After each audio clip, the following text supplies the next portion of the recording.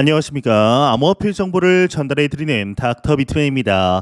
네, 주말의 마지막 일요일도 슬슬 마무리되고 있습니다. 어떻게 주말 잘 보내셨나요? 이제 어제는 몸살이 너무 심하게 걸려서 하루 종일 골골대다가 오늘은 좀 몸이 괜찮아졌습니다. 이제 오늘은 댓글 부대라는 영화를 좀 보았는데요. 이게 엄청 재밌다라기보다는 마지막에 이게 뭔가 싶은 찜찜함이 남긴 했는데 나쁘지는 않은 것 같습니다. 이 시간 되시는 분들은 한번 보셔도 괜찮을 것 같은데 이 영화 보시고 유튜브에 리뷰랑 함께 보시면 더욱 재밌는 것 같더라고요.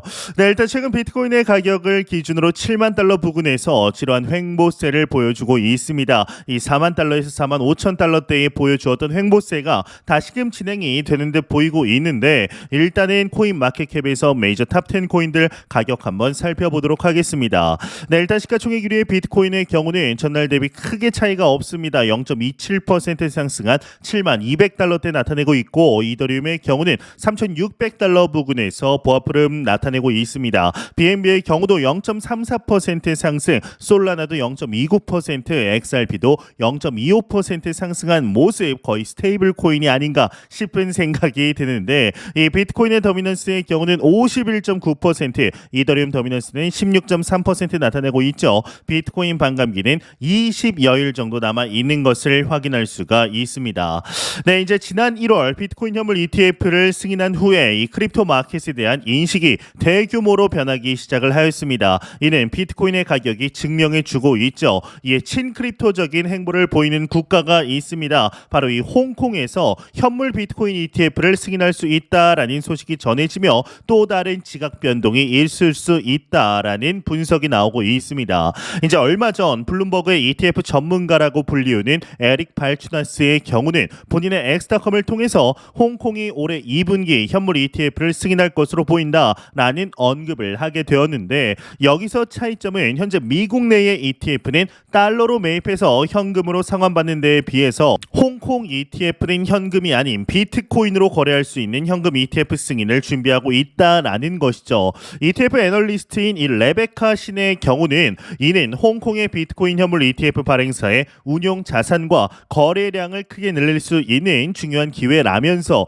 이 홍콩은 현금으로만 거래하는 미국과 달리 현물 발행을 목표로 하고 있다라고 말하게 됩니다. 이 미국은 현금 매수, 비트코인 ETF 매도가 모델인 반면 홍콩은 비트코인 매수, ETF 매도로 목표를 하고 있다라고 덧붙이게 되는데 이것은 현금 창출 모델만 허용하는 SEC와는 다른 점이다라고 볼 수가 있는데요. 이 에릭 발추나스 또한 신분석가의 전망을 공유하면서 홍콩이 다가오는 2분기에 현금과 현물 상환 모두를 허용하는 비트코인 현물 ETF를 승인할 것으로 예상한다라며 만약 예상이 적중한다면 홍콩의 거래량이 폭발적으로 늘어날 수 있다라고 말하게 됩니다. 얼마 전 해시키 그룹 또한 올해 상반기 홍콩의 비트코인 현물 ETF와 관련해서 구체적인 소식이 있을 것이라 전한 바 있었는데 이 홍콩 현지 언론에서는 10개 금융기관이 비트코인 현물 ETF를 신청할 계획이라고 보도를 하게 된 것이죠. 이러한 정황들을 보았을 때 홍콩이 현물 ETF를 늦어도 올해 안에 승인할 것이라는 사실을 충분히 알 수가 있는데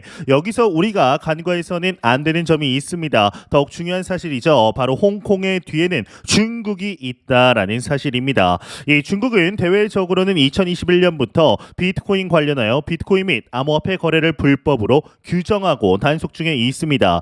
이 공식적으로 중국 대부분의 사람들은 비트코인과 이더리움, XRP 등의 암호화폐를 구매하는 방법이 없는 것이죠. 그러나 중국의 특별 행정구역인 홍콩은 비트코인 및 암호화폐 시장을 개방 그리고 투자 자금이 들어올 수 있는 길을 마련하고 있는 것인데요. 이 중국 투자자들이 비트코인에 합법적으로 투자할 수 있는 방법, 이 중국의 자국의 명성을 떨어뜨리지 않고 간접적으로 암호화폐 시장을 개방할 수 있는 방법이 바로 홍콩 비트코인 현물 ETF의 시작인 것이죠. 올 2분기 실제로 홍콩의 현물 ETF가 승인이 된다라고 한다면 이 반감기 이슈와 금리 인하 이슈, 미 대선과 더불어 거대한 물결을 만들어낼 수 있을 것으로 보이는데 이에 비트코인 가격과 관련한 분석들 지속적으로 나오고 있습니다. 이 글로벌 유명 애널리스트이죠. 이 피터 브렌트에게서 차트가 공유가 되었는데 비트코인과 금의 차트를 공유했다고 합니다. 과연 어떠한 메시지를 던지고 싶어서일까요? 자세한 내용 함께 보도록 하겠습니다. 네, 헤드라인을 보시게 되면 피터 브렌트의 내가 가장 많이 투자한 자산은 비트코인과 금이다. 급등 예고 차트 공유했다 헤드라인 멋지게 장식이 되어 있습니다. 이 유명한 차트 분석가 피터 브렌트가 비트코인과 금이 가장 많이 투자한 두 개의 자산이라고 밝혔다고 합니다. 그러면서 엑스타컴에 이같이 밝히면서 비트코인과 금 차트를 공유했다고 하는데, 이 피터 브렌트는 비트코인과 금, 주식 등 모든 자산이 상승하는 에브리싱 랠리가 펼쳐지고 있는 이유로 달러의 붕괴라고 설명한 바 있었다고 합니다. 막대한 미국 정부의 부채와 통합 팽창으로 자산 가격이 급등한다라는 것이죠. 그가 공유한 비트코인 차트는 코인베이스의 주봉 차트인데 전고점을 뚫고 추가 상승하려는 태세를 보이고 있다. 비트코인 상승을 전망하느냐라는 트윗 질문에 그렇다고 응답을 했다라고 합니다. 이제 단기 전고점이 73,800달러이죠. 이를 뚫고 높이 한 8만 달러까지 상승할 수 있다라고 전망을 하고 있는 건데, 이 금 차트는 수렴 후 전고점을 돌파하는 전형적인 상승 패턴을 보여주고 있다, 이렇게 언급을 하고 있습니다. 이 피터 브렌트의 경우는 개인적으로도 참고를 많이 하는 정말 객관적으로 차트 분석을 하는 애널리스트다라고 보시면 됩니다. 여러분들도 비트코인에 투자함에 있어서 이 피터 브렌트의 엑스타컴을 팔로우 하셔서 한 번씩 보시는 걸 좀 추천드릴 만큼 개인적으로는 신뢰를 하는 애널리스트인데요. 네, 이제 시대마다 이 주기적으로 새로운 테마나 산업이 좀 일어나게 됩니다. 이제 제가 처음 PC를 접한 때만 해도 PC라는 거는 이제 집에 모셔둬야 하는 약간 신주단지 같은 대상이었습니다. 그리고 옛날 이 TV, 텔레비전도 그렇죠. TV는 장에 들어 있었다는 것 아마 아시는 분들은 다 아시리라 생각이 드는데, 이게 너무 귀해서 아무나 보여줄 수 없으니까 볼 때만 잠깐 장을 열어서 TV를 복고는 닫는 겁니다. 이 PC는 말 그대로 신문물이었습니다. 그렇게 TV, PC 시대가 오고 집집마다 데스크탑이 놓여지면서 급속도로 사람들의 삶은 달라졌습니다. 이 닷컴 버블이라는 이야기가 온갖 매스미디어에 나오고 아무것도 없어도 이 PC 관련 사업이라고 하면은 투자금이 모였던 때가 있었습니다. 이 사기도 심했고 당시 잘 나가던 기업들 대부분이 문을 닫았죠. 이게 지금 보면 허탈한 기술들이 당시에는 엄청난 혁신이라고 믿었던 때도 있었습니다. 이메일이나 인터넷 뱅킹 같은 것은 말도 안 되는 혁신이기도 했습니다. 이제 요즘은 AI가 혁신이라고 합니다. AI 관련해서 스타트업뿐만 아니라 대기업들도 난립니다. 이 애플은 아예 애플카를 접고 인력을 재배치해서 AI를 따라잡겠다라고 나섰습니다. 이제 그만큼 난리인 것이죠.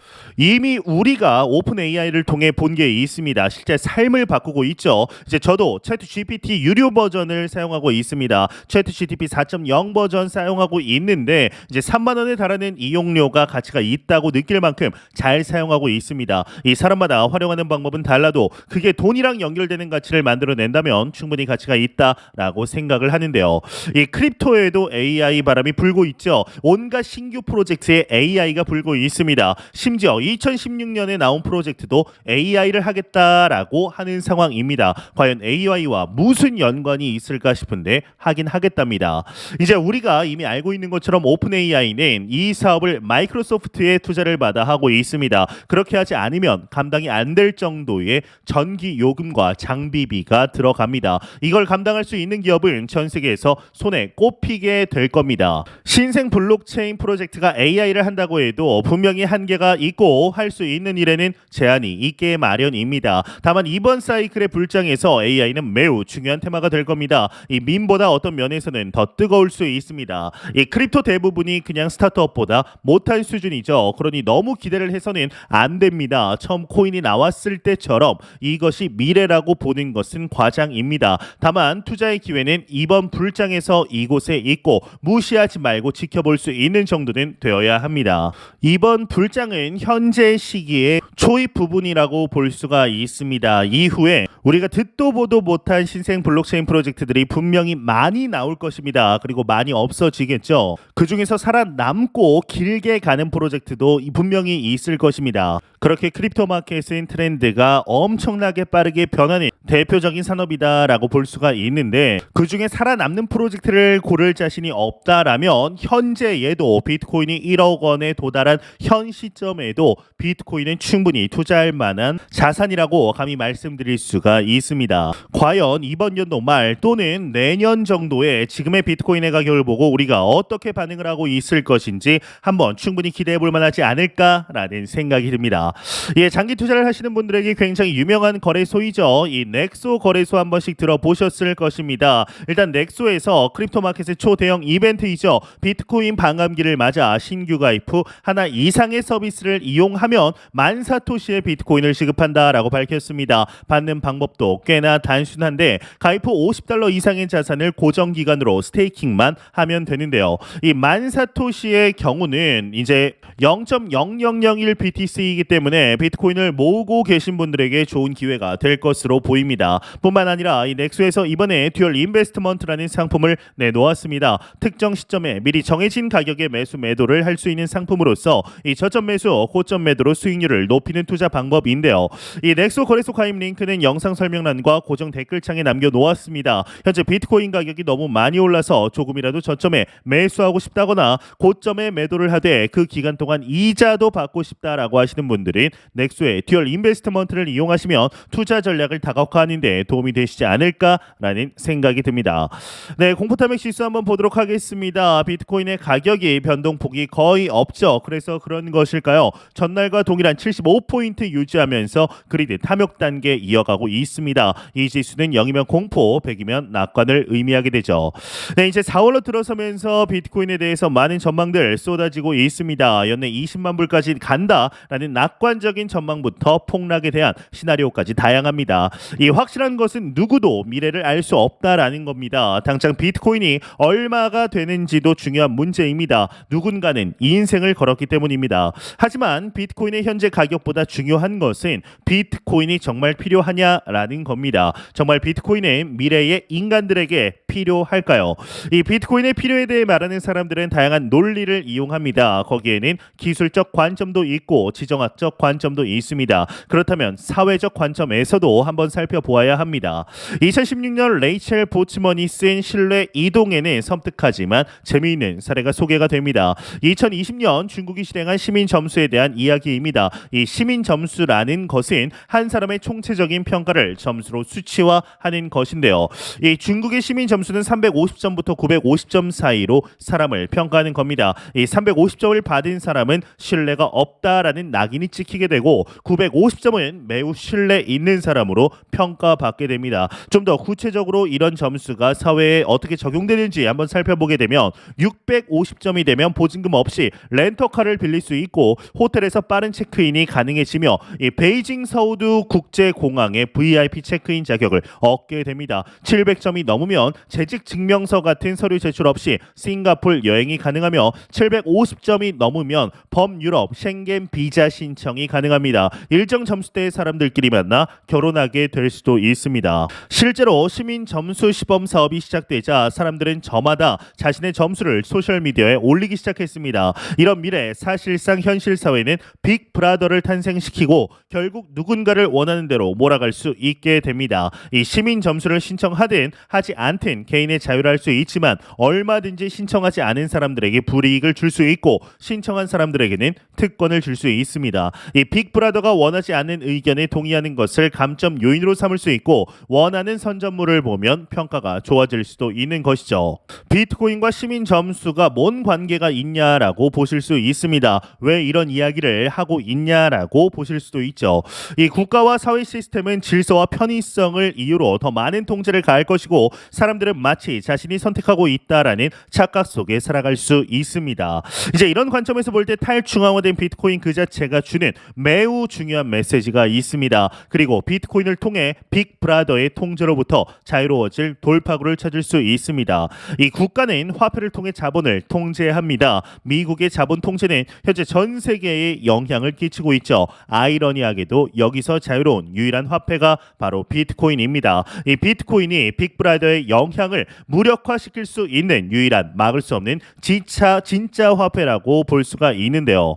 현재 우리는 너무나 좋은 시기 속에 실제적인 투자 이어가고 있습니다. 비트코인이 제도권으로 들어온 역사의 한 페이지 속에 비트코인을 투자하고 있다라는 자체가 이 선택이 그리 머지않은 시간 안에 여러분들이 한 선택 중 손에 꼽을 만큼 정말 현명한 선택을 했다라고 볼 수 있을 겁니다. 그리고 단기간에 크립토 마켓 마켓을 통해서 자신의 계층을 몇 단계 뛰어넘을 골든타임이라는 사실을 잊지 않으셨으면 좋겠는데요. 제가 매 영상 말씀드리지만 절대로 단기적인 시각으로 이 시장 바라보지 마시고 장기적인 시각으로 또한 오랜 시간 동안 함께할 수 있는 여유 자금을 통하여 투자를 진행하시길 진심으로 바라보도록 하겠습니다. 네, 제가 준비해온 소식은 여기까지입니다. 영상이 도움이 되셨다면 구독과 좋아요 그리고 광고 한 편만 처음부터 끝까지 시청 부탁드립니다. 이 채널은 오직 광고 수익으로 운영이 되게 됩니다. 항상 영상 시청해 주시는 시청자분들 구독자분들 너무나 감사드립니다. 오늘 남은 시간 잘 마무리하시길 바라면서 저는 더욱 도움이 되는 영상으로 찾아뵙도록 하겠습니다. 지금까지 닥터 비트맨이었습니다. 감사합니다.